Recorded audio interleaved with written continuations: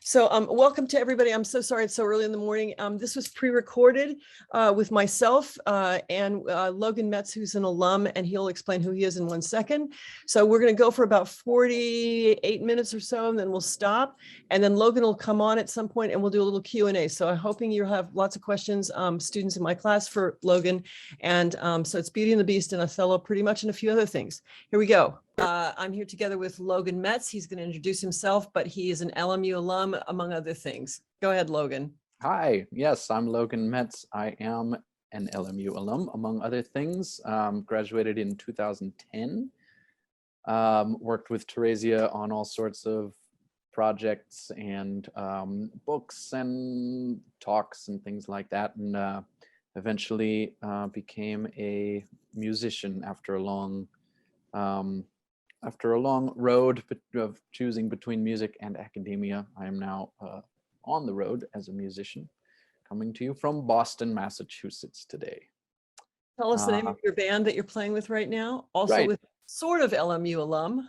Actually, yeah. I am playing with a fella named Lucas Nelson, who I met at LMU, and so and the band name is Lucas Nelson and Promise of the Real. We're in the middle of a huge tour, actually smack dab in the middle. Halfway point was yesterday, I think. So I am, I got a foot in both worlds right now, but happy to be doing this. It's always fun to get back into my literary world. So in the Shakespeare world.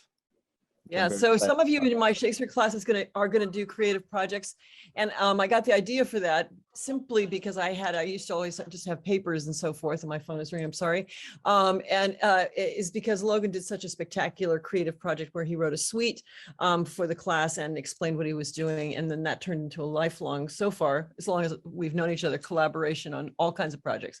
So when we were first thinking about this, so there's two classes here. So there's a Shakespeare class, which I knew was just mine, and then Amy Ross Kilroy's class, and Amy's going to come on when we do her class, which is a class in liberal studies and people going out to teaching. So Logan and I both done a lot of teaching, and so we can sort of talk to that as well.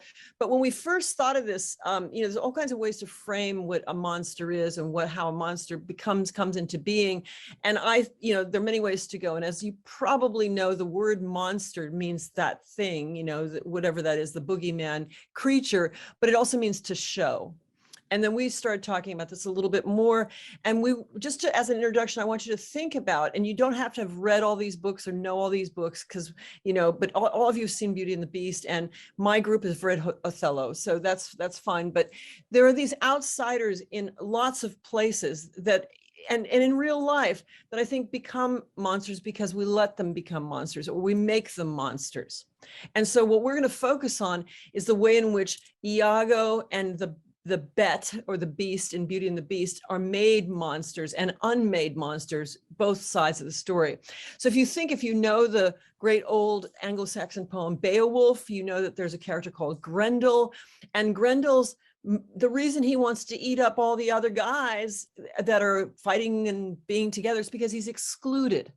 He's excluded from the mead hall. He can't be part of the fraternity of young soldiers. Okay, if you know about Satan from Milton's Paradise Lost, right? He excludes himself at some level, but he can't be a god. He can't be with the gods. He has to be something else.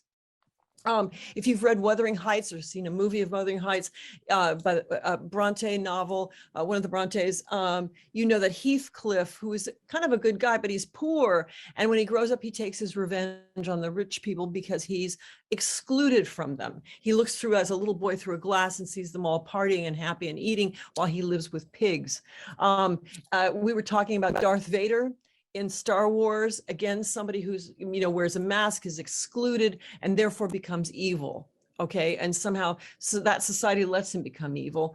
And, even Logan and I talked this morning about the Joker and the Batman. Do you want to say something about that character? Because you said something so interesting. Sure, yeah. There's carrying on with this idea that monsters are made. They don't come out of nowhere. They're made, and they are made by us in a lot of ways, which we'll talk about, I think, a couple of ways in which that's true, including societal exclusion, like Tracy is talking about, and also the kind of projection that comes with that. So this creation of an other that we are able to fear. And another great example of that, as Tracy pointed out, is the Joker. And one aspect of this that I think is really interesting, which includes Grendel from Beowulf, who later got his own novel by John Gardner, who tells the story from a sympathetic point of view from the monster in Beowulf, Grendel. Same with Milton's Satan, where this is the bad guy, quote unquote, but also in Paradise Lost, the most interesting by far, and maybe the most likable character in the poem. And same can be said for the Joker in the Christopher Nolan version with Heath Ledger, and in the Joaquin Phoenix version. After both of those movies came out, for Halloween, there were far more Jokers than there were Batmans on the streets. There's something that people see of themselves in these outcasts and these bad guys and the villains or the monsters. And part of, I think, the thesis of what this talk is going to be about is that it is because we create them that we, if not sympathize, at least see ourselves in them, whether it is something that we despise about ourselves, project onto another, or something that is created by that kind of societal exclusion. Since we're coming up on Halloween, really, you know, as this conference, we kind of said it right before Halloween, this symposium, it is interesting that, you know, often people's mothers will dress up like a witch because that's what their kids think of them some of the times. And little kids will dress up as things they're really scared of, right? Like Dracula and the Joker and things like that they don't really have truck with, but they make themselves into what they're afraid of, or we make other people into what we're afraid of. Very much so, yeah. And I think one other example that I'll just foreshadow what's to come is not only in characters but in humans in real life. That we'll be talking a little bit about Charles Manson later as kind of an archetypical villain or monster from real life, but he's known as this like cult leader guy, but really he was a wormy little man with a terrible childhood who spent the first half of his first 30 years of his life in jail and read the book How to Win Friends and Influence People. So we can see the kind of evil twin version of wanting to have friends as developing a cult family and committing these horrible acts of what he perceived to be vengeance. But that's going to tie into Othello later.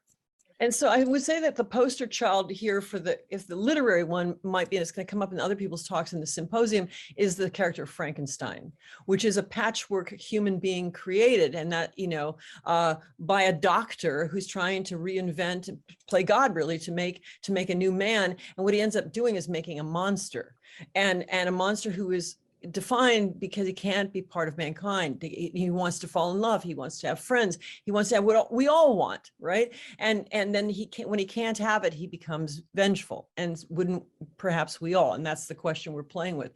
I just wanted to sort of put the two bookends of what we were looking at here. So Othello, which I don't think maybe the liberal studies students have read, and that's totally fine because we'll outline a little bit of it. And then the Beauty and the Beast. And if you look at these two things next to each other, okay, you could see, and I think Logan's going to talk more about this, but that one is a revision of another. And if you look at Othello, for me at least, Othello is one of the greatest characters and heroic figures in all of anything Shakespeare wrote, and yet he is destroyed bit by bit by bit, taken apart by one small, smarmy white man. Remember, those of you who don't know, Othello is Black. He's perhaps a Moorish convert. He was a slave.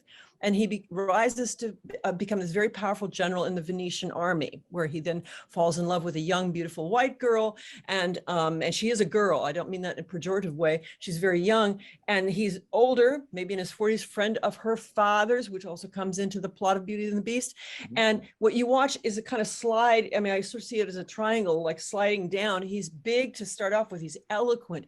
He's noble. He's extraordinary. And this one thing, this person, Iago, who's a Manson character, rips him to shreds and destroys him and makes him turn in on himself. So he becomes a stereotype, racist stereotype of a Black man and stereotype of a villain. or he's turned into it. And so that is a play I just mentioned today to my class, Shrouded in Darkness. It begins at night, it ends at night, and it's about what we cannot see. And one of the things we can't see, perhaps I read this as it has racial dynamics, but certainly what is evil? How is evil constructed? And you could see Beauty and the Beast, okay, the film you watched and the old film, right, the Cocteau film, as the opposite. It begins with this sort of young, virginal, perfect little Cinderella story with these evil sisters, and there's money problems, and the house gets repossessed. No mothers in either story. The mother is absent in the Beauty and the Beast story. And so Beauty serves as the mother figure in the household. She's the person who cleans, who organizes, and who takes care of dad, same as Desdemona and Othello. And as she is then, through the sins of her father, which are not really sins, but he plucks a rose, and that has all kinds of symbolic meaning, which we can get into at some point, about virginity and all kinds of other things. But anyway, he desecrates the beast's property, and it is a rose in this case, a symbol of love, of female sexuality, perhaps. And then she has to pay the price, which is to hold her father's life, so that he won't be killed if she ransoms him. And so you see the inverse of this in Beauty and the Beast, where Beauty comes and she's repulsed by the beast. Okay, read Othello, the character of Othello, perhaps a young 15-year-old Venetian blonde white woman might be repulsed by this 40-year-old black man, but instead falls in love with the beast. And so the problem here is, one is about, hatred creating the villain making the good man into a villain himself, perhaps, and probably so. And what converts that in the Beauty and the Beast story is love. Okay, and there's so many parallels when you're looking through that story. I mean, both creatures, Othello and the Beast, are exotic. The Beast in the movie you saw, which is in black and white, even looks like he has some features that you might think he's certainly not a French person. And so he may be, and this was done a long time ago, 1946, something of a black man underneath that, because he's dark skinned, right? And everybody else is white. And you get all these sort of things that come together, and Logan's going to talk about this more, but Desdemona, not to give it away, the female lead in Othello is murdered in her bed. The first time we see the beauty in the Beast's castle, which is this sort of magical transformation, she's lying in bed. So she goes from the bed that Desdemona is murdered in a way, to become the wife. So a completely inverse trajectory of the two. And it's one of the reasons we sort of chose that movie to go with Othello. And just one last thing, and then I'll turn it over to Logan. You see, this one key, so Shakespeare and most filmmakers that know what they're really doing, they're looking often in dramatists at a thing. Okay, and so in Beauty and the Beast, there's a mirror, there's a magic horse, there's a magic glove, there's a key. And the key is all the virility and the power and the magic of that kingdom, this life, this castle that's made out of hands and faces, and everything moves. There's no servants, but everything moves by magic. And that key is, let's just say, the key to the beast's heart. And in Othello, that key is a handkerchief. And the handkerchief is also the key to Othello's virility in some ways, the key to his faithfulness and her faithfulness. And in the case of Othello, that object is a lie, is a deceit. And in the case of Beauty and the Beast, the object is stolen. So in both, there's something parallel, but the outcome is quite different. One of them is, for lack of better words, tragic, and the other one is comic. One ends in the happy couple floating off into the air, and I know it's a little cheesy there at the end, but that's what it is. And the other ends is the man strangling his wife in her bed. Okay, and there's a key element. So watch that little bit. And just one last little thing I'll say is that Othello's Desdemona, when they first say to her, "Why did you marry this older black man, not like you at all?" And she says, "I saw Othello's visage in my mind. I saw his face," meaning what he looks like, his color, in her mind. Now, whatever that means, we can talk about, but she envisioned him. And what does Beauty see in the mirror? when the beast is dying, she first looks in the mirror, and you've all seen this thing. And as she looks in, she sees her reflection. When her sisters only see monkeys and ugly old ladies in the mirror, she sees her reflection, and her reflection turns into the reflection of the dying beast. Okay, so this what begins as love in Othello turns into love and Beauty and the Beast. And again, think about the mirror image. Okay, here's this little thin piece of glass with silver on the back, or mercury in the olden days, that reflects back at us who we are, but also who we imagine we are, who we imagine someone else is, who the other is. Okay, so with that, Logan's going to take over. Sure. I'll start with the mirror thing, just to add a little bit to that, which is when you look in the mirror, of course, you are not seeing yourself as you are seeing the exact inverse image of what you are. So there's a lot of that going on too, including reflection and projection in Othello. So first, just to reiterate the idea of this Beauty and the Beast fairy tale story versus the inverted plot of that in Othello. Long story short and very, I guess, truncated, is that woman is at first repulsed by the beast. When we see when the beast first proposes marriage to La Belle in the movie, all we get is a scream. The reaction is completely nonverbal or I guess non-linguistic, but she screams, and then of course at the end it's a long path of getting to love the beast. There's a lot of sexual charged imagery as well with these objects that Theresia mentioned, the key, obviously the key lock imagery, and the handkerchief in Othello. In a lot of Shakespearean tragedies and comedies, there is an enormous weight placed on the transaction of a single object, which should be here but is there. Or take Romeo and Juliet is a good example, where the whole thing could have been avoided if one person had delivered a letter on time. A missing letter made the tragedy happen. In Comedy of Errors, the whole mistaken identity involves a chain and I think a cup or something. There are a lot of different objects that are moving around. It's a farce, and only does it get resolved,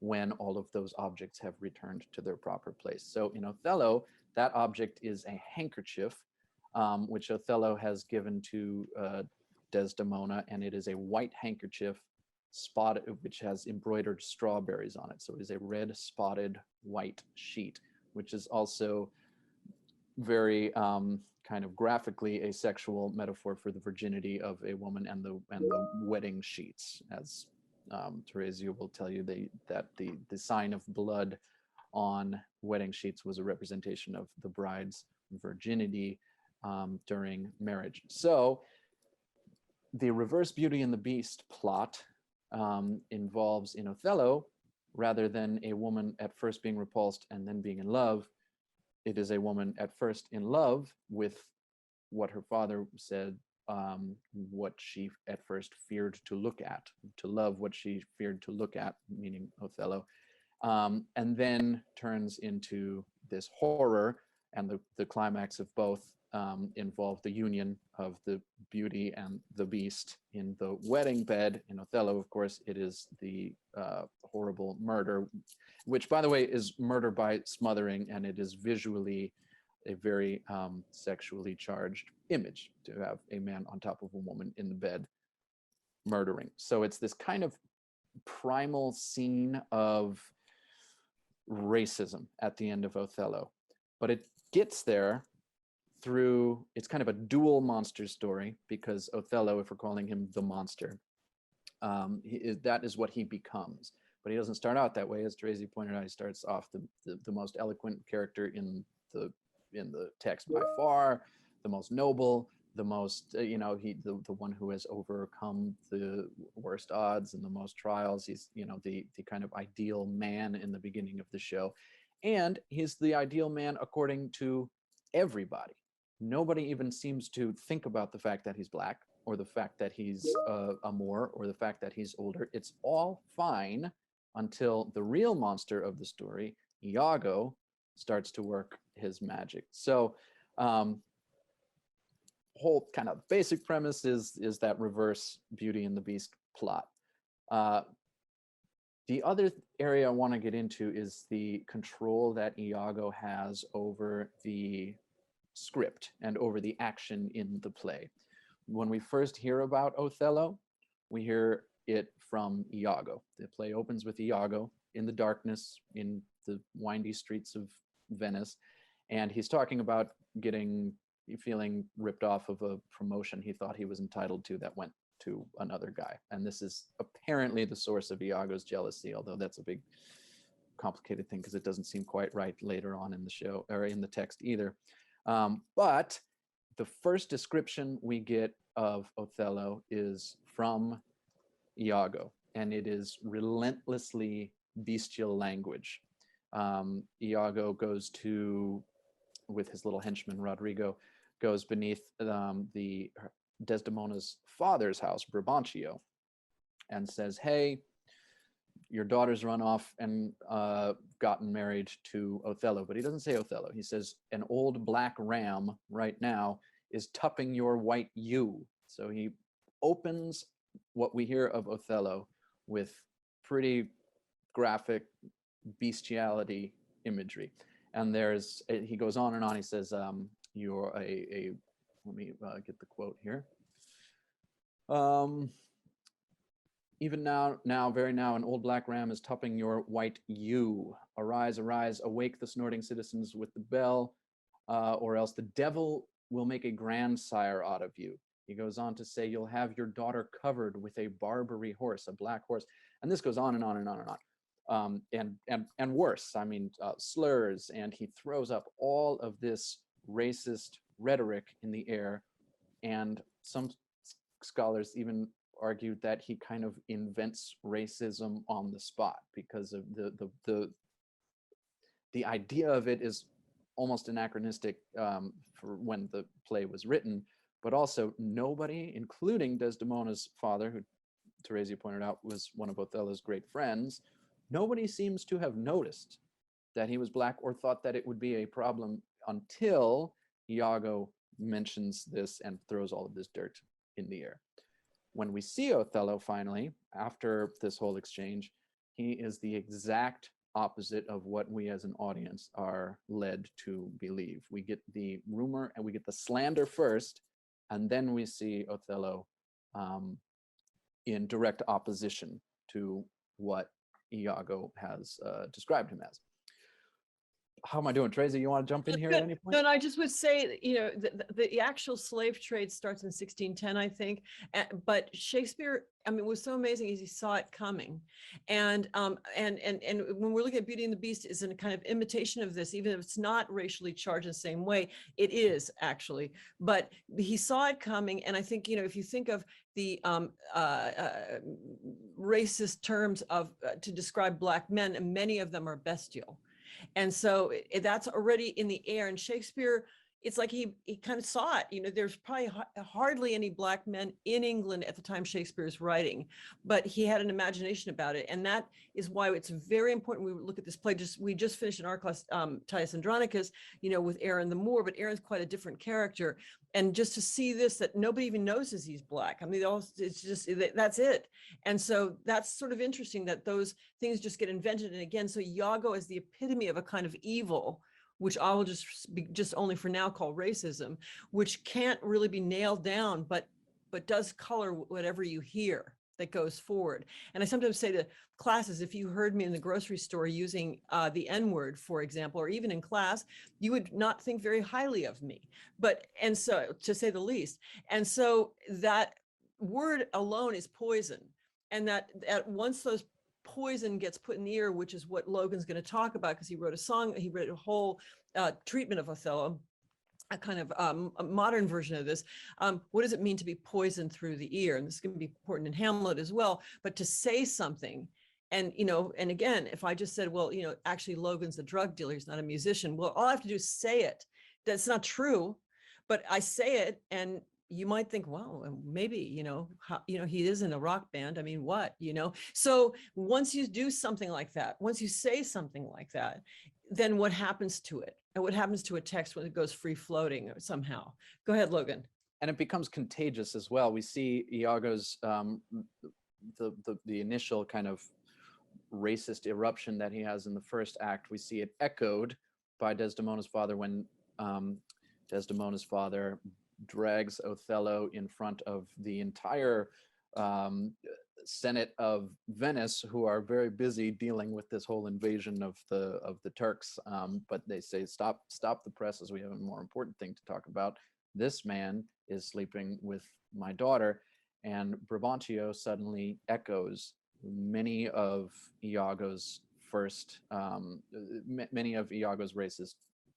slanderous remarks. And this is apparently throughout the whole history of Othello and Brabantio's relationship, which happens before the text begins. Again, never really an issue. So there's this contagiousness or this toxicity maybe of the language, to carry on with the poison metaphor, that carries through the text as well, where and just to bring it back to Beauty and the Beast just for one little second, which is that the beast has no name but the beast. He's La Bête, right? And this is very interesting. Like, you might have a nickname like, the Hulk or the Rock or something like that, right? As a performer, but the beast, I mean, like, what's his real name? And of course, at the end, he inhabits the body of the guy she actually wants to love, which I'll say something about when we finally end. But, he doesn't have another name, whereas Othello has this name, but then he certainly starts to become the beast, literally. I mean, he gets the beast over and over again. And that is, I think, one of the, pretty accepted readings of Othello from the perspective of kind of modern race conversations, is that Othello begins slowly and very painfully to internalize all of the racist stereotypes that had been thrown at him and that he was in direct opposition of in the beginning of the text. Slowly he comes to internalize them and carry them out in a way that suggests that this is Iago's kind of twisted fantasy, that he is Iago projecting his own, I'll say, blackness or darkness in the other sense of it into Othello's literal blackness, or his pigmentary blackness. And Othello internalizes it, becomes everything he started off in opposition to, namely he becomes Iago's monstrousness. There's this great article. Go ahead. No, and just to say that many of you will become teachers, and again, there've been so many studies about this. And it's been my experience in life. But if you tell someone something long enough, don't they become that?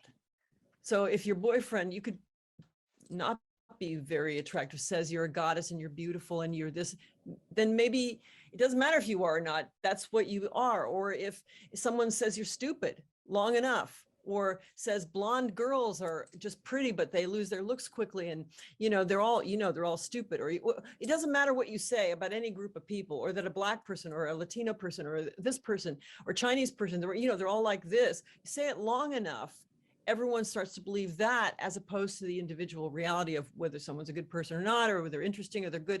And this, I think it's interesting to think about this negatively and positively, because I've certainly had a child where I watched a lot of parents around me say that their child was brilliant. Well, you know what? There's one brilliant child, about 8 gazillion kids.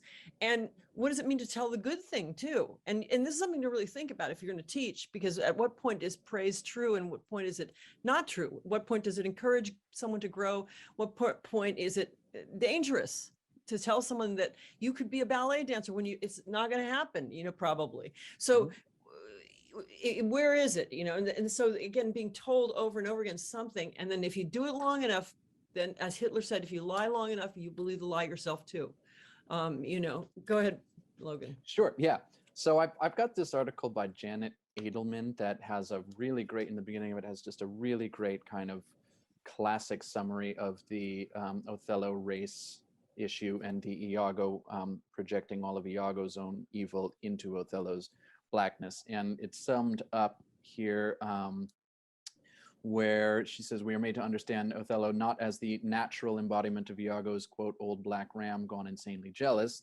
That's like surface plot reading, but as the victim of a racist ideology everywhere visible in Venice, an ideology to which he is relentlessly subjected, as Tracy is talking about, and which increasingly comes to define him as he internalizes it so fully that later when he's searching for a metaphor to convey his sense of the corruption soil attached to both his name and Desdemona's body, Othello can come up with no term of comparison other than his own face. So this is a callback to what initially made Desdemona fall in love with him, which is she saw Othello's visage or face in his mind. Othello later, once he's been poisoned by Iago's slander, says, my name that was as fresh as Diane's visage, same word, is now begrimed and black as mine own face. So he is left with only his own blackness to define himself by the end of it. And by the end, black is bad. Right, and this is Iago's master plan, I think, is to make black bad, if it can be summed up that, succinctly. Throughout the play, Iago controls the narrative and he controls the actions of the other characters in the text to such an extent that he makes his lie true himself. And this brings us back to kind of the initial idea of monsters being made and monsters being created by us. A lot of critics read Iago as kind of an intertextual playwright, like the play wants to go one direction. By the end of Act 2, Othello and Desdemona are happily married. They arrive at Cyprus, they seal it with a kiss, and it is a Shakespearean comedy wrapped up beautifully by the end of Act 2. Right at that point, Iago says in musical terms, oh, you are well tuned now, but I'll set down the pegs, meaning I'll twist down the tuning pegs. I'll set down the pegs that, oh gosh, I lost it, that make this music, or something like that. He uses musical terminology to say, okay, comedy's over. Now I am going to turn this play into a tragedy. So this also brings up where kind of I want to take the creating a monster metaphor, is the artist as a monster maker. If Iago is kind of a playwright within the play, then he makes a monster out of Othello. But at the same time, we have this idea that Shakespeare himself wrote Iago as this monster that, like Milton's Satan, maybe like Shelley's Frankenstein, maybe like Christopher Nolan's Joker, begin as a character, but then take on a life of their own and become almost their own autonomous entity. Harold Bloom talks about this with the comic side of Falstaff and the tragic side with Hamlet, where Shakespeare seems to have written a character that is beyond his own intellect and kind of develops a life of his own. So I feel like there is something on a kind of meta-textual level about making art that is like making monsters, including in the realm of adaptation. If we think about Frankenstein being cobbled together by bits and pieces of other human beings, a lot of these bits and pieces of archetypes or of story plots, if you want to go the kind of Joseph Campbell Jung route, there are common ingredients that are cobbled together to make different art out of old art. And that kind of reanimation or revivification, to use like the Frankenstein metaphor, there are no monsters until they are written, until they are created by, in this case, and in all of these cases that we're talking about, artists themselves, poets, playwrights, and filmmakers. Those of you who are going to teach children, what do we raise our, now a lot of fairy tales unfortunately have been sanitized, but these are all, from Goldilocks all the way around, these are scary stories. And what gets written down, I mean, a child may naturally be afraid of the dark or of this, but the stories encourage the fear, and they encourage a child to grow up or to know their fears. If you read your Bettelheim, which some of you may have read, who's the wolf in Little Red Riding Hood? Who's the evil witch in Snow White? I mean, who are these people? These are other versions of mothers and grandmothers and God knows what else. And that we write them and that we make them a way to come in and out of this evil, right? That they're cathartic. And I think then Logan's going to talk about teaching and ekphrasis, which is a very big word. Maybe you'll explain it to us, because this is what he essentially did with translating, and it really is translating Othello into, and it's what the Beauty and the Beast film does. It translates, in my opinion, Othello into something completely different. That's now a completely washed out version in Disney and stuff beyond, where the stuff is talking and everything's working, and it's very different. And remember, Beauty and the Beast is a tragedy to begin with. It's the opposite of what Logan just said about Othello. Right? The guy's getting his furniture dispossessed. His son's a drunk and a gambler. His daughters are mean little nasty creatures. And then it takes off because she saves the day. So this inversion. And also two places, Cyprus, Venice, wherever they are in France, to the Beast's magic castle. So very similar kinds of building blocks for creativity that begin in childhood already. I mean, Goldilocks and the Three Bears, she goes someplace. Little Red Riding Hood goes someplace, right? I mean, it doesn't happen at home. Hansel and Gretel find the witch, whatever it is. So anyway, go ahead. You take it, Logan. Let's get Sure. Yeah. I mean, and the on the meta level, the things that they all have in common are that they are stories created by ourselves to cope with the real monsters that we encounter in our lives, or at least to take the fairy tale aspect of that, things that are too hard to talk about, especially to children. Things like virginity, sex, loss, grief, tragedy are wrapped in the wolf's clothing, or the clothing of a narrative that is more easy to understand. It's easy to understand, don't go near the wolf in the woods, than it is to say, watch out for sexual predators, if you want to read Little Red Riding Hood that way. But on the subject of, and real quick, just to get back to I know there will be another Frankenstein talk, but on the subject of making monsters, to me it's a really beautiful example because of how the name Frankenstein has become associated with the monster instead of the doctor, the scientist who built the monster. It's another example of writing a monster who then, from the audience, gains its own life, is brought to life in a way that has slipped away from the author's intentions. And I feel like that is true with a lot of what we're talking about, where the artist makes the monster, and then often the monster is no longer in control, or no longer under the control of the artist. So just to be clear, that the monster in that movie, so we call Frankenstein the monster traditionally, but that's actually the name of the doctor who makes the monster. Exactly. And so they've kind of come as one in one, as Iago and Othello do. Exactly. That right. That is what I was trying to say. Perfect. So I made a monster after I started playing with this idea of adaptation of art from Theresia's class, when the initial assignment I had was, instead of writing a final paper, I could make a creative piece. And part of that was because I wrote a lot of papers for Theresia. I didn't get off the hook necessarily. This was just a kind of an additional one.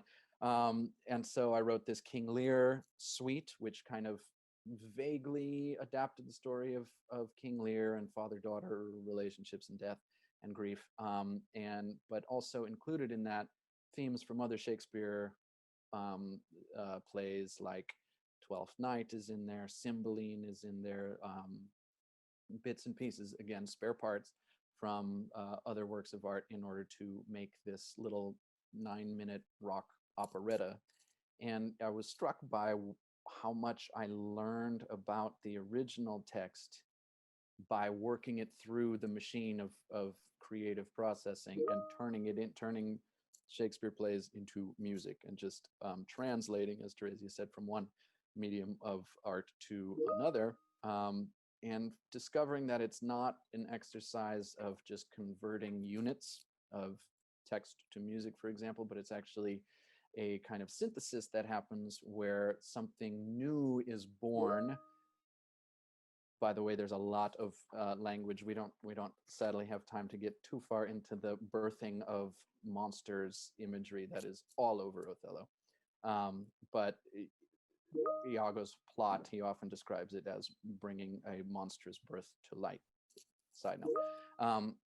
But the idea that adaptation can be a productive and a critical exercise more than just an artistic or a translational exercise kind of got to me. And then the word Teresia just mentioned is called ekphrasis, which is an art piece about an art piece, not necessarily a pure linear adaptation, but one that admits the parent work of art. The classic example is the Ode to a Grecian Urn poem, which is an ode, a poem to a Grecian urn, an urn. So it's one work of art about another work of art. And that was kind of the idea behind the play that I wrote, which is an adaptation of Othello. The quick pitch is that it all takes place in a recording studio, the tail end of the 60s, kind of the disenchantment of the hippie era as it was turning all very sour from the peace and love thing. And Iago is a Charles Manson type recording engineer whose power is to seduce people with words. Othello is a rock guitarist, and Desdemona is a young white up-and-coming folk singer. And the premise is the same, but it is explored through music. So I think, are we at a point where I should maybe share a song or two? Okay. Set a song up and tell us about it, and let's hear it. Great. Okay, so just to close things out here, this is the first one. I think I'll play a song called "Watch the World Burn," and this is the only song in the show that is sung by the true monster of the text, Iago, and it includes lines from one of his most maniacal monologues that he delivers, or soliloquies that he delivers about his kind of worldview about virtue being a fig, and our wills being everything, the authority of the will being all there is, which also should kind of ring a Hitler bell. So this is the Manson-esque psychedelic worldview of my Iago character in the adaptation of Othello, and hopefully this works. Here it goes. This is called "Watch the World Burn."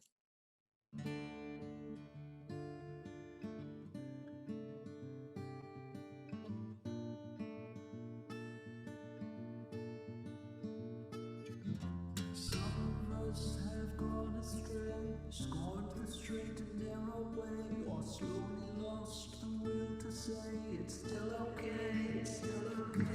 Some of us still try to tame the terrors of the human brain, and all its power and all its pain and all its hate and all its rage. Some will take the righteous path and wind up face down in the math that goes to show some people never learn.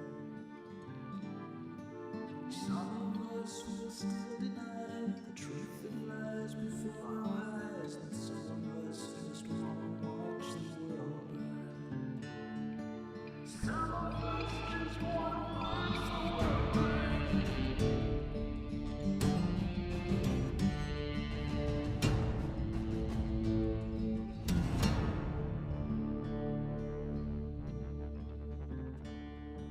Now in your soul a garden grows of all your lusts and little grows, and no one ever needs to know the things you need to see to yourself. Take the visit, wait the time, watch the fruit rot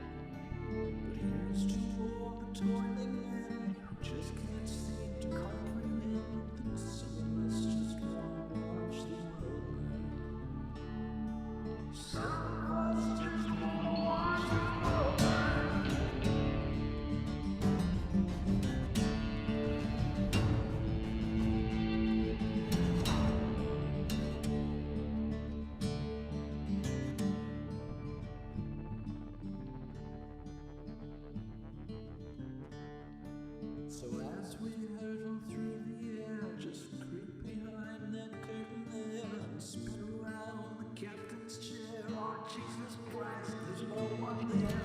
And all you see the whole way down are pooping pigs and circus clowns, market shares and baying hounds, and empty space and solid ground. From here turns the other cheek, the lion's himself among the weak. It goes to show some people never learn. Goodness never could outpace the cruelty of the human race. 'Cause some of us just wanna watch the world burn.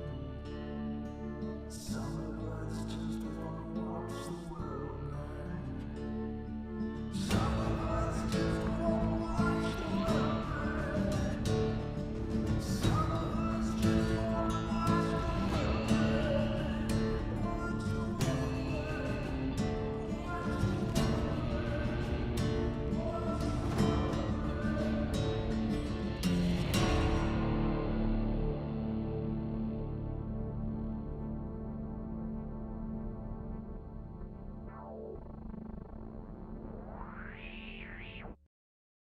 So this is kind of a musical response to a famous Coleridge quote about Iago's motives, where so much of criticism revolves around why Iago wants so badly to break up Othello and Desdemona. And Coleridge called it the motive, called that exercise of trying to figure out why, the motive hunting of motiveless malignity. So the song kind of represents the motiveless malignity of evil, or of racism, if that's not an anachronistic term in this context. All right, so maybe one more, Yeah, do one more song and then we'll talk a little bit about the ending and then we'll stop, if that's okay. Perfect, great, yep. So this song is about the concept of poison in the ear. Again, what we were talking about with the contagiousness and toxicity of language as it relates to the making of monsters and the spreading of evil. So this one is called Poison in the Ear. Again, it kind of cross-checks the concept with other Shakespeare plays. You'll hear references to Macbeth and Hamlet as well in this one. The first verse is about Michael Cassio, who gets drunk in Othello. The second verse is about Macbeth, who is poisoned by ambition via the language of the witches.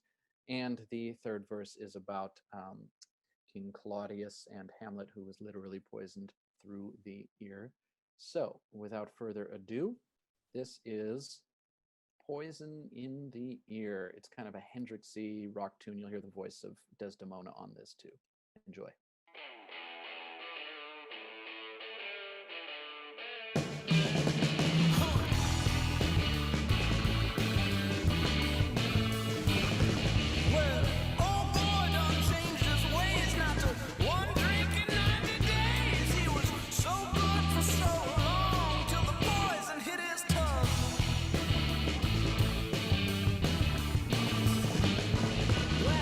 Ambition ain't no crime with a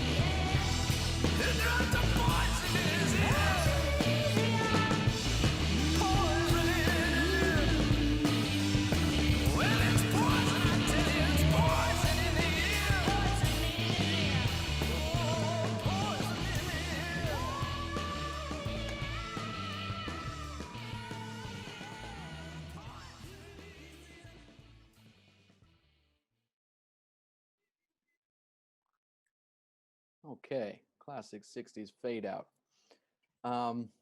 So that's Poison in the Air. It comes at a plot point during which Cassio is kind of the first casualty of Iago's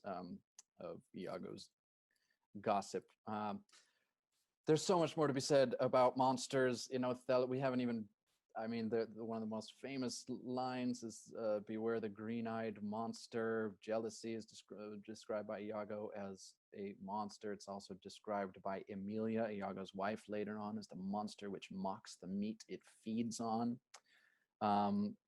There's a moment when Othello is trying to get Iago, well, Iago is pretending not to want to say or suggest to Othello that his wife is cheating on him. Othello pulls it out of him and forces him, well, it's all concocted by Iago, but eventually Othello demands to hear what is in Iago's mind, and before that he says it is as though in his mind is a monster too hideous to be shown, which of course is you know, it hits at the literal definition of the monster, of something to be seen, related to the word demonstrate, and hideousness, which is all over Othello, and that which cannot be seen. And just to wrap up the end of Othello, at the end of a lot of Shakespearean tragedies, there's some semblance of, not redemption, but there at the end of Hamlet, right? Everybody dies, okay, but Fortinbras comes in and says, now order will be restored to the kingdom. Kind of similar thing happens in King Lear. Similar thing happens in Macbeth. One of the great tragedies, the tragic conclusion happens, and then a lesser character comes on and says, now balance has been restored to the force. Okay, doesn't happen in Othello. The last words of Othello, the last thing that someone has to say about this whole tragedy, they come into the scene, they see what has happened. Othello has murdered Desdemona and then killed himself, and it says, let it be hid. Take it away.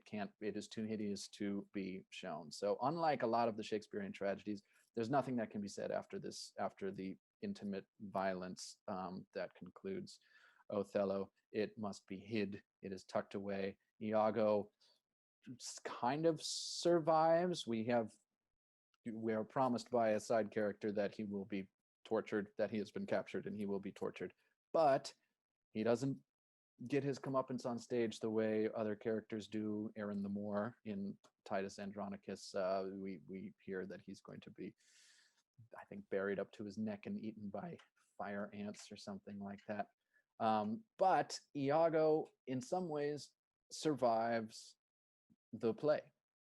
Stops talking. He says, "At this point, I will say no more," and it ends with Iago also being hid, being tucked away. So it's a dissatisfying resolution in a lot of ways, in that it is probably the most tragic on an intimate level of any of Shakespeare's plays. And I would say to wrap that up with Beauty and the Beast a little bit again, which is when she looks in that mirror, she says, I am the monster. And she says it to him too. I took myself away from you, and therefore, and then what he does at the end of that play is very different, and he inhabits the body, like through some kind of mystical way, but Diana shooting arrows and all kinds of crazy things of what man she really wanted to look at.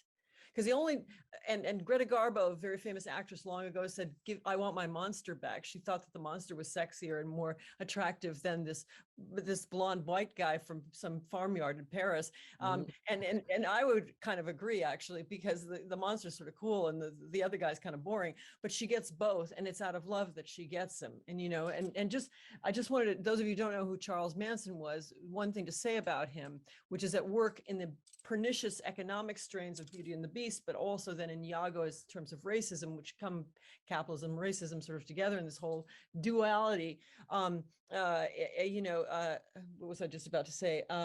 That Charles Manson never killed anybody. He never hurt anybody. He had a bunch of girls around him, young women, who he got to literally murder Sharon Tate and take her newborn baby out of her tummy at 8 months old. Former wife of Roman Polanski, but at the time his wife, tells you a few things there. And it was the great scandal of LA crime up until that point. I was in high school, I think, when this happened, or a little younger. And so just thinking about what it means to have someone else poison your ear, to do the dirty work for someone else. And maybe what we should all be claiming is that we are the monsters, that we should be looking in the mirror as to what monsters have we made. And that's sort of the message at the end of both of these things. One gets punished and one doesn't get punished. Maybe Iago stays alive, and that's the thing to worry about. The beast in Beauty and the Beast gets transformed. And maybe that's the thing to worry about too. Anyway, we thank Logan Metz for being here. Truly a great pleasure. And we'll be around. He'll be around to answer questions for my class, and then I think Amy Ross will be there for the liberal studies class. Thanks to everyone, Emmy Lou Harris and Keith Jones, for helping us with the technical stuff. Okay, bye. Bye. So Thank let's you. come on. Thanks, Trace.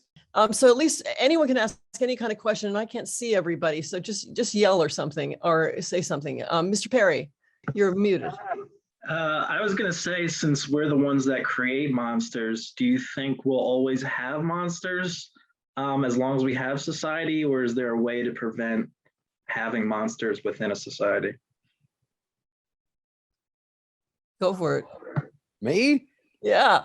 Well, I mean, yeah, I think that it is, I don't know, in some ways maybe a weird social necessity to create something to hate. I don't like that, but I only say that because of the fact that it's always been there, the scapegoat, the other, for, you know, and victimizing of different social groups. If we call that monster creation, then I would say we're kind of stuck with it. But to understand it is to help the issue, I would say. So literature does that, and there's a lot of answers that we can get of in terms of how to deal with it from works like Othello. And you know, at the beginning of our class, in the Shakespeare class, I talked about this Ben Jonson, who was a rival of Shakespeare's. He has this little quotation, and he says, "Difference denied is identity confirmed." And so as long as we're different, which we are, and that's different than this idea of equal, different. We look different. We have different skills. We have different, once different comes in, I think that's the problem, that it's very easy to put somebody in some kind of box. And then that box gets bigger and bigger.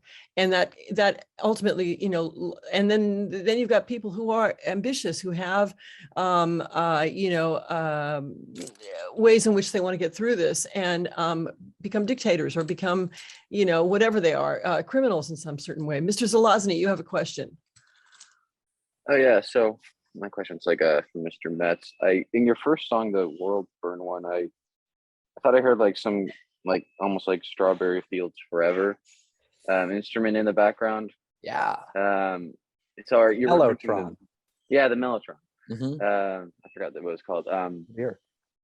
But is that kind of like a reference to like Manson and how he was a huge fan of the Beatles? Well, fan is I guess that's the closest word, fan of the Beatles, and he saw them as like the four horsemen of the apocalypse or whatever.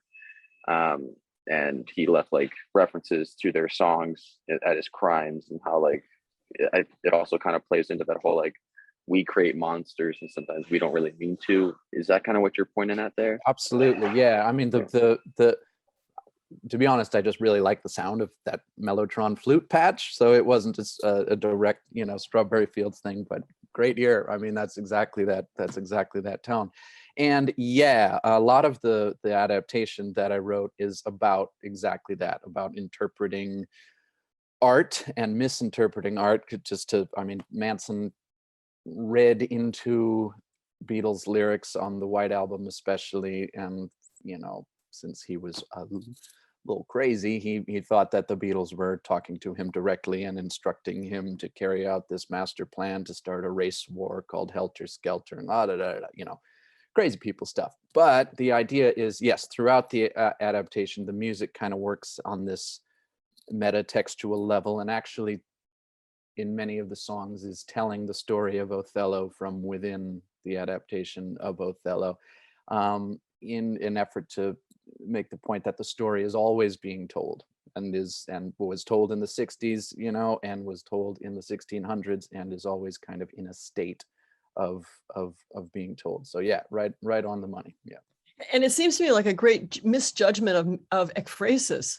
It's like he thinks he's using art to explain murder to you know, like as his poster, and he kind of missed the boat, you know. Yeah, I mean, it's a tragedy of misinterpretation in a lot of ways. You know, Which in and of itself is a great paper right there, class, which is how people misinterpret something, and that becomes the great tragedy. And one of the famous ones is Clarence Thomas misinterpreting a line from that Iago speaks to defend himself as a victim of racism, which is a great little story. But anyway, Jose, you had your hand. Jose. Hi, Logan. Hi, Theresia. Thank you Hi, so Jose. much. Great to see Hey, you. how are you? Long time no Great, see. yeah.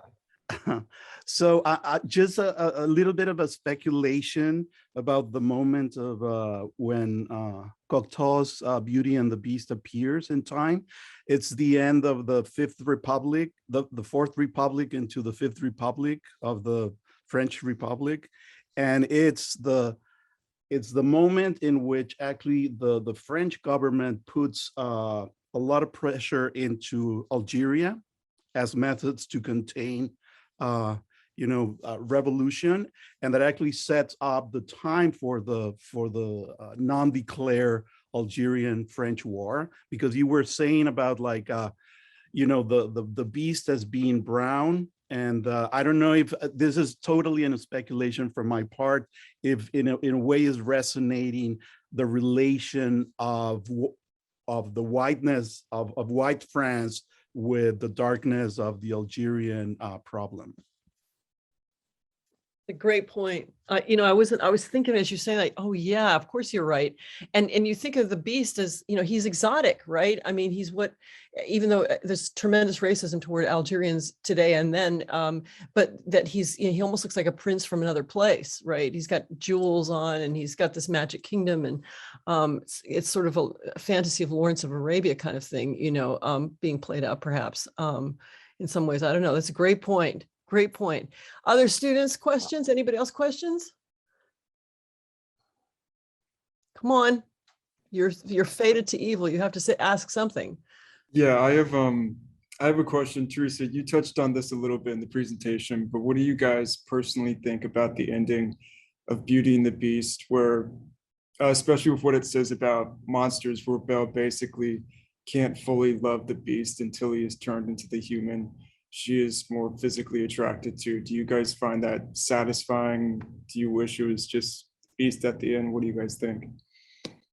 So I think two things. I think one is, if you've read Chaucer's The Wife of Bath's Tale, it's almost exactly the same story, speaking of ekphrasis, which definitely Shakespeare had read, which is this old hag that tells him the truth, turns into a beautiful woman at the end that he can love. So on the one hand, it's a total cop-out, right? It's like, oh yeah, I really wanted the blonde guy and I didn't want this other guy. That's one. The other way to read it, and Shakespeare, to me, why it's such great stuff, is it's always got the opposite going on at the same time, which is if you really love someone, it doesn't matter what they look like. They're the ideal of beauty. And if the ideal of beauty is the guy in tights, who's not very attractive to me particularly, with his little cape, then we talked about this, those of us who are in the Shakespeare class, that love is a transformative drug, and so maybe you get what you want because you love them, right? And if you can't figure that out romantically, just look at a mother's love for a baby, for example. Right? Like that look of just, it's perfect, it's beautiful, it's mine, it's my, that look, well, that's, it transforms the child into a whole other thing. Or maybe the child is really miraculous. Maybe we are miraculous as human beings, but I think both things are true. They're problematic. I don't know, Logan, what were you going to say? So what do you think about the guy at the end of The Beast? Oh man. Well, I kind of come down in the Greta Garbo camp where my instinct was like, what? Really? That guy? Because part of that, though, I think is a cultural thing where I'm just used, it's the classic rom-com setup where, the guy that you can sense is going to be the romantic interest from the beginning, and then the unlikely underdog that comes in later is the one that she's meant to be with, so it is kind of a letdown to be like, oh, what, it is the guy from the beginning, after all. But there is something to be said about the collapse of identity that happens in Beauty and the Beast, and then again the inverse collapse that we see in Othello, where part of the whole process of Iago and the magic he works on Othello is to conflate their two identities, to break down Othello and build him back up again as Iago. So one way that the two can be read against each other is the inverse conflations of identities, one with the mechanism of love and the other with the mechanism of hatred. And I think that's one way to read it. But if you're just asking me which one I would go for if I was La Belle, no question. Mr. Haley, you had a hand. Just kind of going off what you're saying there. I was wondering if there's any parallel with the Beast and like something like maybe like Richard the Third, where like he, especially in Cocteau's version, where he has to like, I feel like he's definitely more like his soul isn't like his personality is actually like he's very poetic, he's very romantic, like the Beast to a certain extent. So like he's beautiful on the inside and I think like we talked about Richard the Second or Third. I mean, is that because he's lacking in his beauty, physical beauty, he has to like make his he has to use his words to a certain extent to like win people over. And I was wondering if there's any connection there, especially with also like Avenant, because Avenant is like inspires like Gaston, but Avenant is definitely, to a certain sense, much more like romantic and poetic, and so is it. Yeah, I think like that. Yeah, and I think the thing that certainly seems to me, I mean, Othello says that the reason Desdemona loves him is not because, he says it's because of the pains I've suffered, right? She loved me for my pain, which as a basis for love, it certainly is some way of understanding somebody else, which is quite extraordinary given what then happens. And, I mean, the way Richard III is seductive is through being deformed in some ways. And he does use language in order to sort of come around that whole problem. I think also in if you've seen The Elephant Man, which was for yesterday's talk, all these women start to fall in love with what can only be called really truly a grotesque man. I mean, he's got stuff growing out of his body. I mean, it's just really horrific sort of stuff. And I always think it always is such a tender thing. And it's women who see, at least in the film version, who seem to be attracted to him, and not erotically particularly, but because they see in him the suffering, I think, that women feel. And I think that in a funny way, Othello, who's such a macho guy, and Richard tries to play this himself as well, but certainly the Beast suffers. And when the Beast suffers most and he's about to die is when she really falls in love with him, right? When she leaves him. And so maybe for women, and I can't speak for all women, obviously, but maybe there's something about acknowledging the suffering that is, traditionally part of what a woman goes through. You better look good, girls, and if you don't, you got a pile of trouble. Well, what if you're a beast? Or what if, you suffer under economic hardship or political hardship or having babies or any number of things that women have to do that are different from men. And again, I know this is very complicated water, but maybe it's the sympathy that these women feel toward the grotesque that makes them, and there's a whole history of women in the 18th century taking on men who were eunuchs, okay, who were castrated in order to be singers, right? And they were very, very popular. And why were they popular? Well, for many reasons. It was sort of maybe like having, for a woman, a heterosexual woman, to have a gay male friend, that this is a real friendship, right? And that there was a real friendship with a eunuch. So acknowledging some kind of suffering or some kind of something that doesn't look right traditionally. Okay, I know we're sort of past that, but just to think about, and that women kind of respond to it. Logan, you were gonna say something? I think you should leave it at that.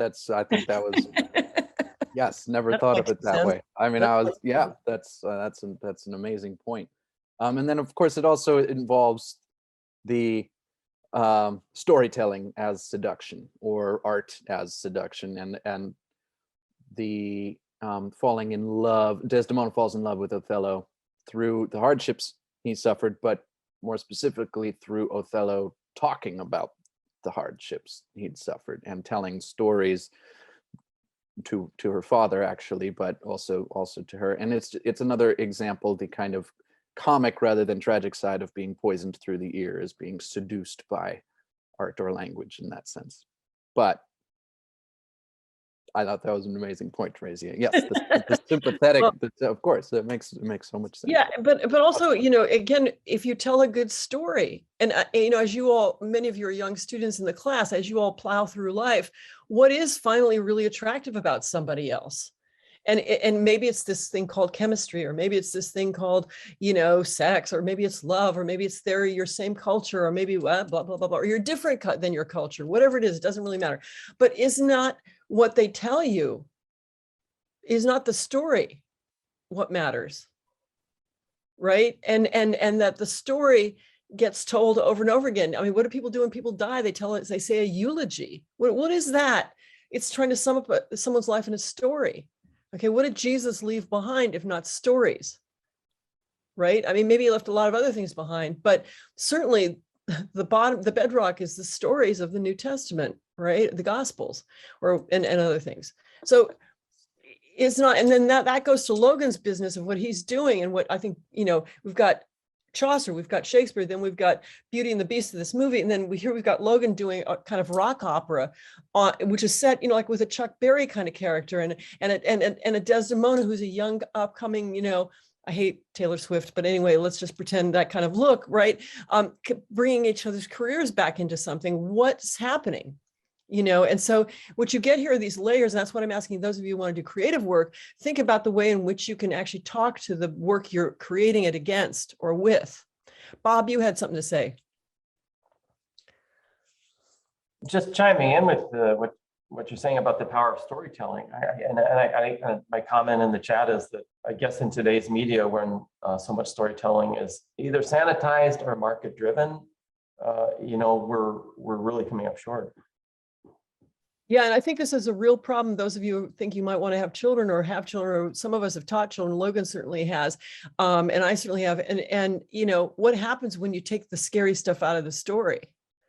And if you read people like Bettelheim or something like that, or even the Jesus story, if you take the crucifixion out, you got a big problem.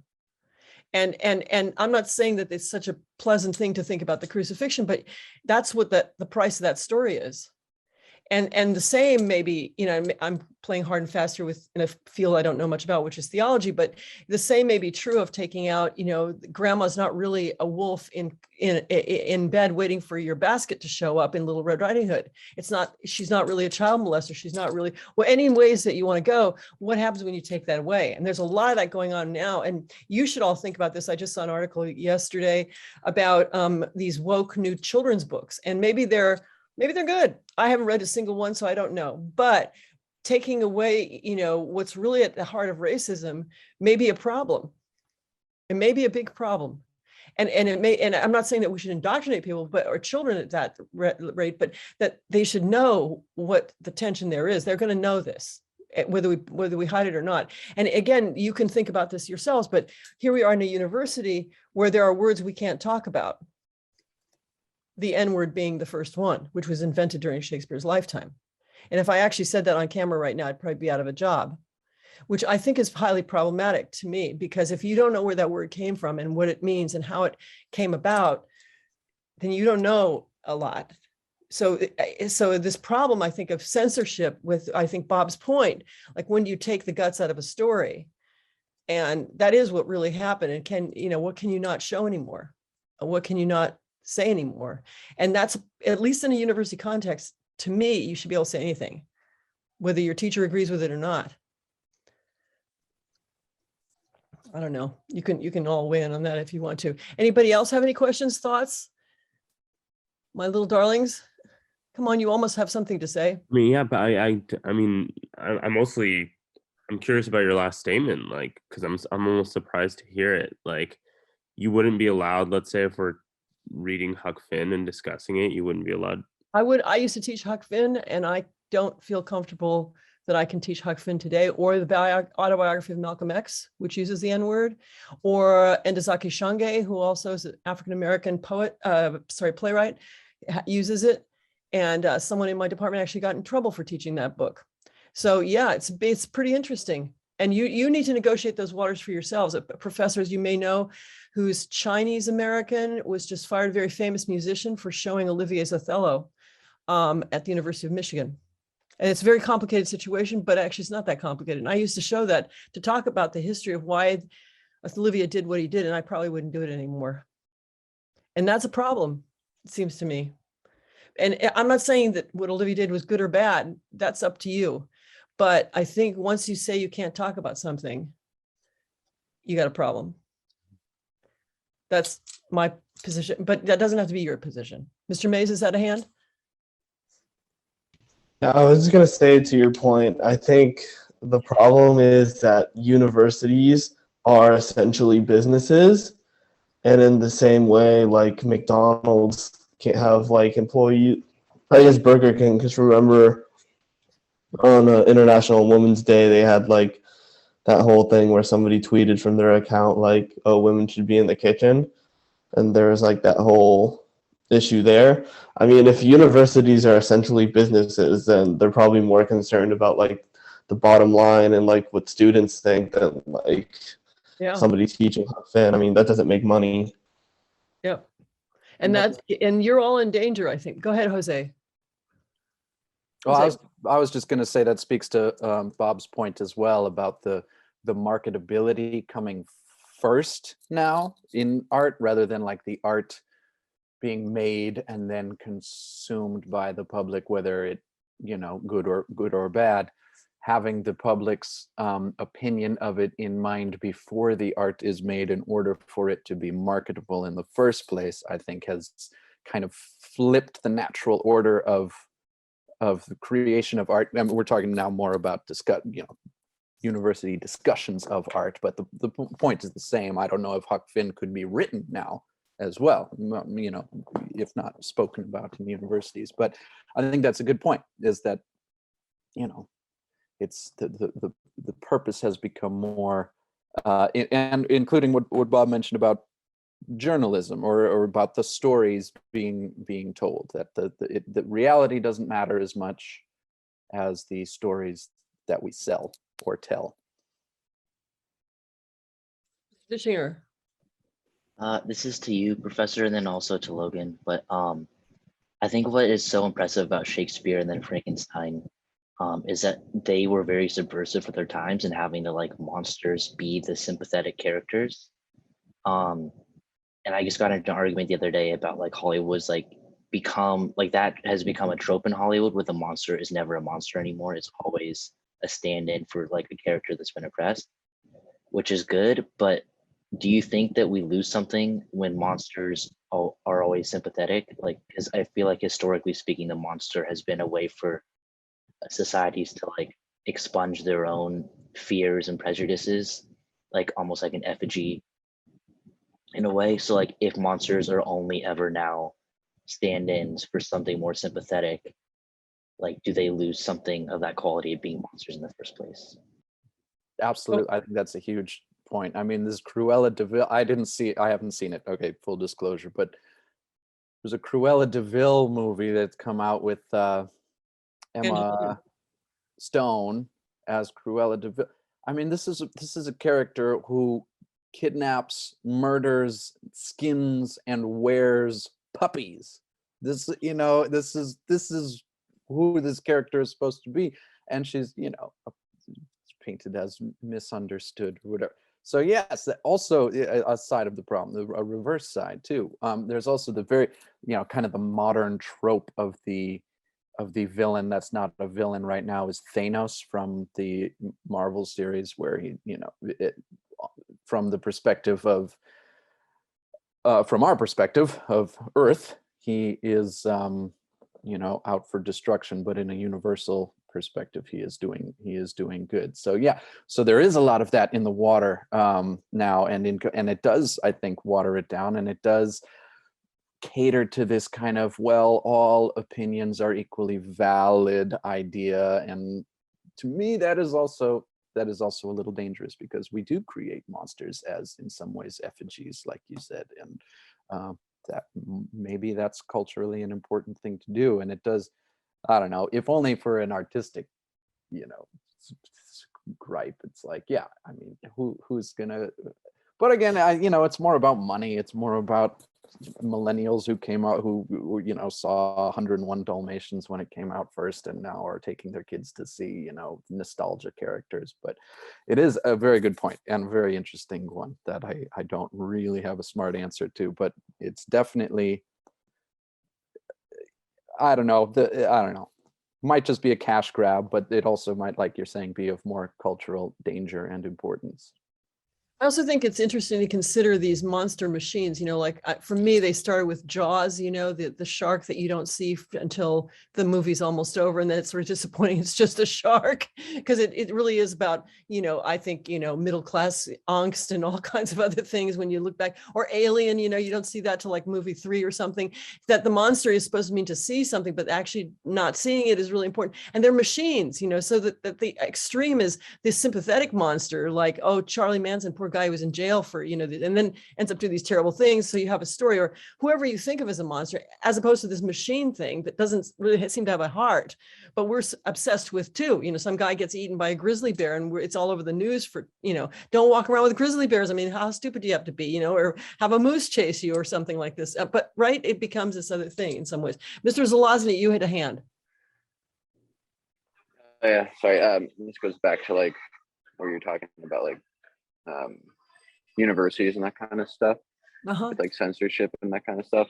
I agree with what you said, and because I think that, like, if there's ever a place to like consider dangerous things or consider things that like challenge our perceptions, it's here at a university. And that's not like advocating for that, because I think that might have been like the misperception that I got from the room here.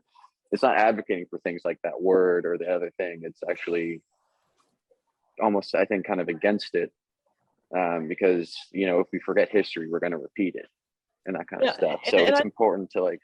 Yeah, I think it's a great point. And I think, look, I don't really like Donald Trump. I didn't vote for Donald Trump. I think Donald Trump is a pretty dangerous thing that happened to America. That's my opinion. It doesn't have to be yours. But if it was not your opinion, I think it should be voiced in the class or in the university campus. And I think a sympathetic reading of Donald Trump might be an interesting thing for us to all have to read. And I don't like him. I mean, I really don't like him. And I feel the same way. We have, as you may know, the little publishing house in the Institute, and we published several African dictators who are monsters. They're monsters. And we get into all kinds of trouble with these from their own countries, right? And the books were stolen, and there were death threats, and all kinds of stuff happened to us because of publishing these books. Well, I still think, I hate Hitler, but you better have Mein Kampf on the shelf.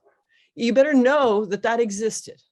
And you don't have to love Hitler or Stalin or anybody else. And I'm going to the complete right-wing extreme here, but I feel like, at least in the university, and I think whoever said it, I think Mr. Mayor said it, but it may be the marketing scheme, it may be any number of other things, but I think all ideas are fair game, and then you make up your mind, and then I think what's happening now is, especially for your age, those of you who are in class, like, who's making up your mind for you, To suppress wholesale is, I think, to misunderstand as well. Like if the kind of, like we were talking about the N word, right? Okay, and the wholesale exclusion of that word is dangerous in a progressive way too, because it just creates this false kind of dichotomy where if you don't say that word, you are not racist. If you do say that word, regardless of context, if you're reading Huck Finn out loud or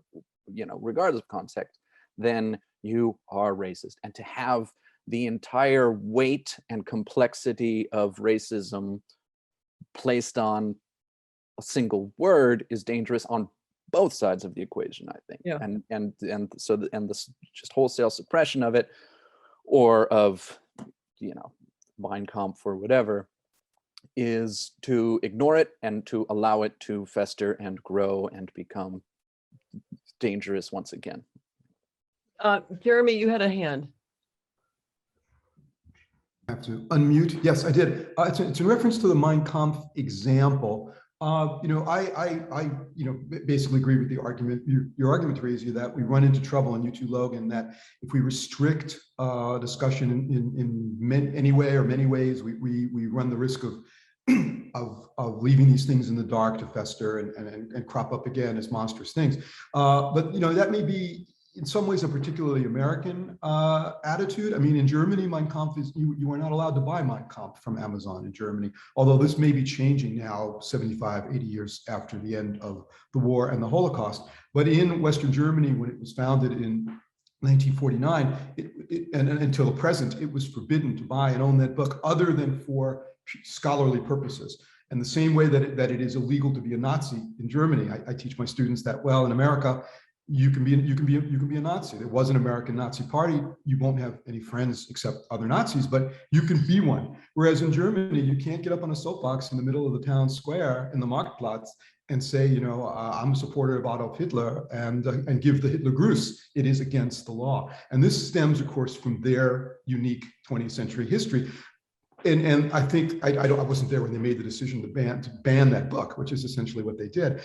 But I believe it stemmed from the fear that that book would be a rallying point, as are the other symbols of Nazism, the songs, the flags, the accoutrement, the Hitler Gruß, the Heil Hitler, and so on. So cultural context and historical context play a really, really important role in this. And so I think it's a great example to bring up Hitler and Mein Kampf, but there are some really, really different ways that an entire country has historically thought about whether it's okay to talk about that, to have that book and on your bedstand. Well, and Jeremy knows far more about Germany than I do, but I spent some time in Germany, and every school child at several ages has to go visit a concentration camp. I mean, we don't take our children to Wounded Knee. We don't take our children to other places where we massacred people that might as well have been Jews. I mean, maybe not in the same numbers. I don't know, because I don't know the numbers for all these places, but we don't force Americans' children or young people to see the atrocities we committed unless they choose to do so, or their parents choose to do so. And in Germany, isn't that right, Jeremy? You have to go. It has been for many, many, many decades, and I believe it is still the case. There's an interesting transition going on there, because more and more of the students in the big cities, especially, are of so-called migration background. They're not from, they're from immigrant parents, and they're not from German parents. And I have a friend who teaches school in Cologne, and he said some of these young students object to that and object to the rather intensive World War II and Holocaust history that is taught to German students, because they say, well, you're laying a guilt trip on me, and my grandparents were not involved. So this is an interesting time. But yes, when I first lived in Germany and visited Dachau for the first time, they were bussing in, bus loads of school children, and that's a place that's going to leave an impression on anyone, but especially maybe a child. Hopefully the right impression. Here's just a parallel, Jeremy, to your No Mein Kampf in German school in Germany on Amazon. I grew up, maybe not very enlightened, but I came from a mixed race family, and we had a little book called Little Black Sambo. And this is a very interesting, talking about ekphrasis. This is a very incredible erasure of the whole problem. So I guess this is a racist term to call someone who's Black a Sambo. Okay. So I didn't even know that growing up. And the story is set in India. It's not sub-Saharan Africa. It's set in India, and it's about a little boy who outsmarts the tigers and gets honey for his mom. That's the plot, period. Okay. And so I liked it because I like animals, and I liked it because it was India, and I liked it because he outsmarts everybody. But it's really interesting that you cannot buy that book in America anymore. And there was even a chain of coffee restaurants called, or whatever, pancake restaurants called Sambo, because Sambo found butter. Okay, that's the myth of this little story. So we have books like that too. And in your generation, probably has never seen them. But truly, I did actually get my hands on a copy because I wanted to see if it was racist. And truly, it's not, I don't think. To me, it's not. And then again, that's very subjective, perhaps. And maybe I'm wrong. But it's interesting that we also have banned books in this country. And they may not be at the top with Mein Kampf. Everyone knows what that is, but they're around. And and to even ask about them is to ask, like, I want to kill your mother or something. I mean, it's like this kind of crime to even say, just for research purposes, I wanted to see this, and there have been a whole lot of these things that have been erased, and that goes to all kinds of the iconoclasms, or whatever you want to call what's happening with statues. Should they be in museums? Should they be taken down? Should they be destroyed? These are all things you should all think about. I don't know the right answer, but I certainly don't. But I don't either. But to Jeremy's point too, the cultural context to me Yep. is everything, and we kind of, I think, in American culture tend towards absolutism when it comes to conversations like this about Mein Kampf or the N-word or statues of Robert E. Lee, where it is. To me, there's a huge difference between a statue of Robert E. Lee erected in 1865 versus 1955, when when they might have been erected as a direct FU to a civil rights movement. It is easy to ignore cultural context because it is more simple to understand the world in absolutes, maybe. But it is hard to have a nuanced view of something like the N-word, if only because of the explosive outrage surrounding it. Maybe rightfully so, but I to Jeremy's point, the cultural context I think is everything. And if I could just make a related point, jumping back to your comments, Teresia, about the castrati in the 17th century and 18th century, the castrated singers. One thing that, again, and I apologize for bringing biology back into this, but they were capable of sex. One could have that, yes, they just didn't produce they didn't have any sperm. And as a consequence, they were birth control methods. So if you had a relationship with a castrato, like Farinelli, the most famous of the castrati, you could have a sexual experience and not get pregnant. And they were superstars. They were literally the rock stars of their day. So it was like having an affair with, name any famous rock star. There were multiple reasons why, we, I think, in modern America or in the modern West, we think of eunuchs and the castrated as sort of monstrous, deformed, mutilated. But that was not the case for the lucky boys who, after castration, retained and developed these extraordinary voices, which are like nothing any other human being can produce. They are not a mezzo-soprano voice. They are not a countertenor voice. They are unique. Unfortunately, the vast majority of boys that they did this to did not become rock stars. Well, maybe they had girlfriends instead. I hope so. Thank you guys all. Thanks to Logan for taking time out of the tour. Thank you all for getting up so early in the morning. And we'll see you in class soon, okay? And Logan, you want to stay on for 1 second? We'll just, 2 seconds? Yeah, Sure. great. Yeah. Thanks. Bye. Thanks, everyone. Thank you both Thanks, so much. everyone.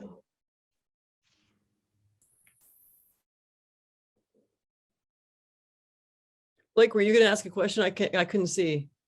No, I was listening the whole time. I was cleaning, but also had you guys in the background. You should have saw my face. Like, oh. So very intuitive. Thank you, Logan. Thank you. No, thank you. Like, Okay. Sorry, Teresa. Thanks so much. I appreciate it, guys. Okay, no problem. Thank Have a good you. one. Take care. Bye.